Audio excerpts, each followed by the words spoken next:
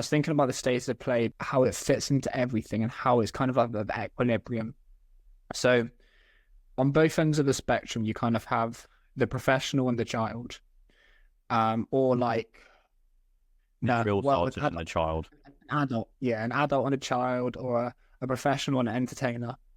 And I think that um, there is this certain proportion that it, which is play. It's like an equilibrium, A balance point between the two. a balance, yeah. Where like the highest value is achieved, and also like the message kind of connects with people. So I'll put this into some context, the state of play. So, um,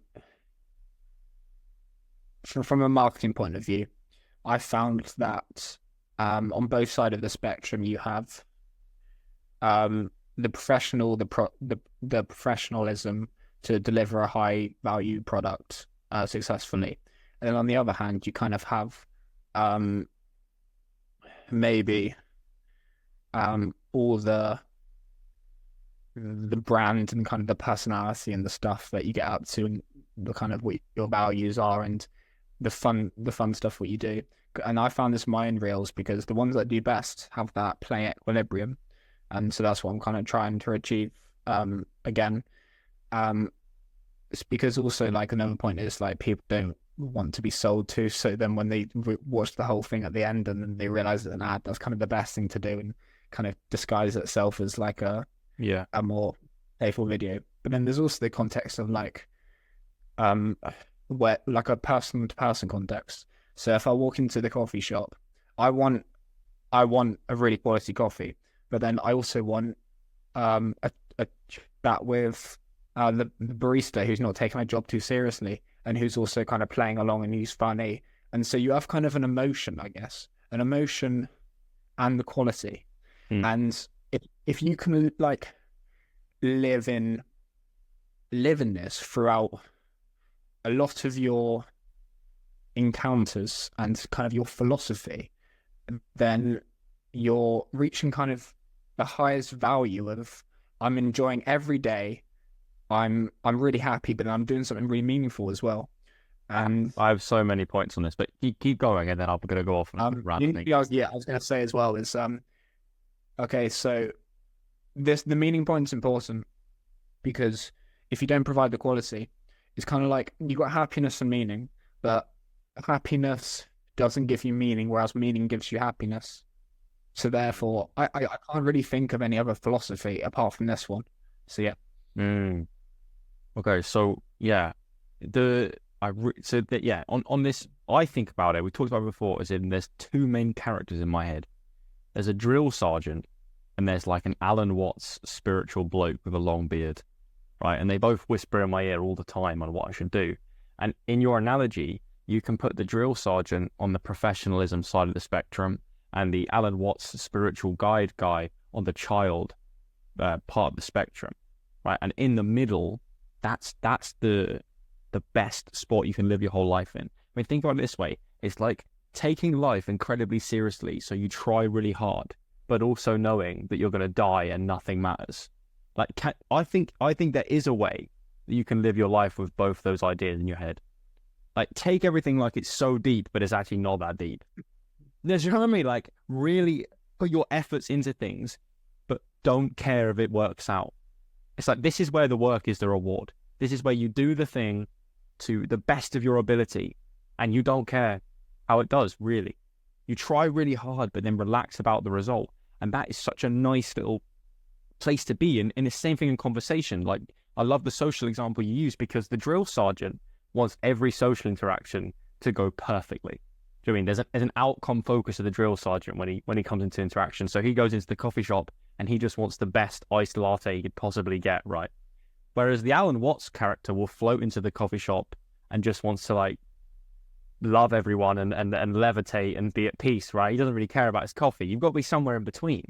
And actually that's through, you order your coffee and you flirt with the barista a little bit and you smile at her, you give her a good eye contact, and then you go on with your day. And it's just like, she feels good because she's had a real human interaction rather than some guy with headphones coming in and not even saying a word to her. and you feel good because you've got your product, but you've also touched the world in a nice little way. And I heard this quote the other day from, there's a YouTube channel called Charisma on Command where they talk about like social skills and things like that, right? And the guy behind that, Charlie Hooper, has this idea where he said, if you want to get play and positive social interactions in all of your life, he said you should flirt with the world. And that idea, like, that hit me like a ton of bricks when I was driving. Flirt with the world. He's like, everyone that you meet, there should be an element of flirtation, an element of play, or even the things that you do, right? Me playing basketball, me reading, me studying, me making YouTube videos. There should be an element of play. There should be a balance between the drill sergeant and the Alan Watts. I should try hard, but not care whether that leads to outcomes or material goods. And even if it's like looking at a tree or listening to the birds or appreciating the sunset, an element of play, right? And maybe that's the positive energy that I picked up when I went to Sardinia, right?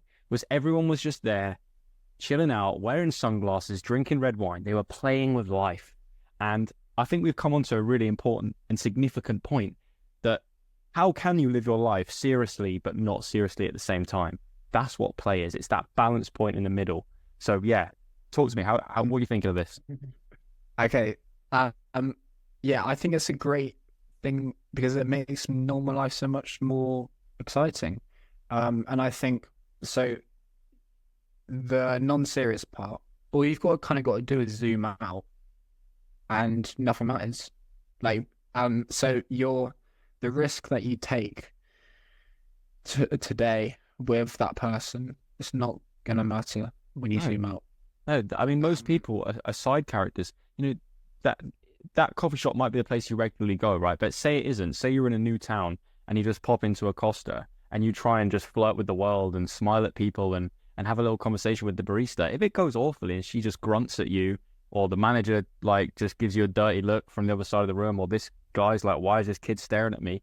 That's fine. Like, these people just live their own lives completely independent of you. You're 30 seconds of their day.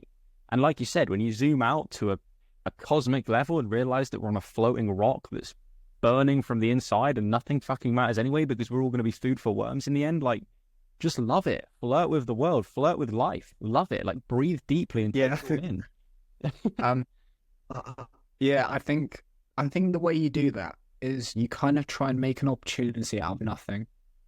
So you've kind of got the mundane experience, and then you kind of seek something out and try and play with it and see what you can do.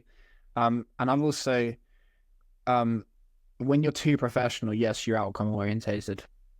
And when I went up to, I maybe like 2 months ago, I went around talking to strangers.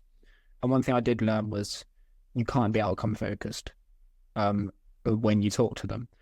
So otherwise it's too, there's no room for expansion. It's kind of too set. I mean, you talk to people who are too like professional minded all the time, and the conversation is just dead. Like, that's why a lot of rich people maybe are boring and stuff like that, because they can't have that ability because they're too stressed in their mind, and then they can't outwardly play. I do want to. I mean, it's something I haven't really implemented enough of this, so I do want to try and flirt with the world more. And I guess I got to take my advice and try and kind of test the waters a bit more in daily life. Do you know what? This links to actually the primary point that I wanted to come to for this conversation that I had written in my Notion. And a lesson I learned this weekend was, I think it's so beneficial to keep in the front of your mind just how improbable and mystical and unpredictable everything is. So I talked about it in the spoken word bit that I put over the Sardinia vlog that I posted today. But I'll start with how I came across this and then how it relates to my recent weekend and the lesson we can gain from that. So Alan Watts has this passage where he talks about how interesting it is to imagine things that don't actually exist, like dragons and gargoyles and griffins, right? Things like this, right? And then he says, but isn't it more interesting to think about things that do actually exist? Like, he used the example of like rhinoceroses, right? And when you look at them, how improbable it is that they are even there. How the hell has that thing grown by evolution from a single-celled organism with those horns and that big structure of muscle and the way they fight for mates and the food source and everything about that being is ridiculous. And if you go back to thinking about statistically, if we think about fertilization and the millions of sperm that are released each time human beings have procreate, and the probability that you as an individual with your genetic profile was here the statistics are ridiculous. You basically shouldn't be here. There was a phrase that Siggs used in that episode with him that stuck in my mind for a while, which is, you've won the cosmic lottery by being alive, right?